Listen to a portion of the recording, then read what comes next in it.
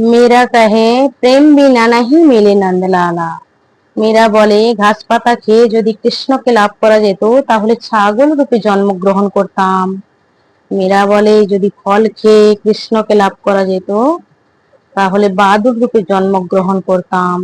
মীরা বলে তুলসীর মালা গলায় ধারণ করে কৃষ্ণকে লাভ করা যেত তাহলে পুরো তুলসীর ঝাড় গলায় নিয়ে ঘুরে বেড়াতাম। তবে এইভাবে কৃষ্ণকে লাভ করা যায় না। কৃষ্ণকে লাভ করতে গেলে প্রেম ভক্তির প্রয়োজন আছে।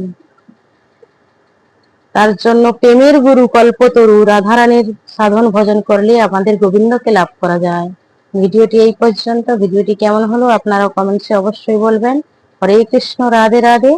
ভিডিওটি ফেসবুক থেকে দেখে থাকলে অবশ্যই ফলো করে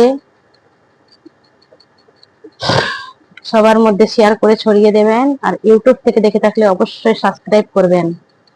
হরে কৃষ্ণ, রাধে রাধে।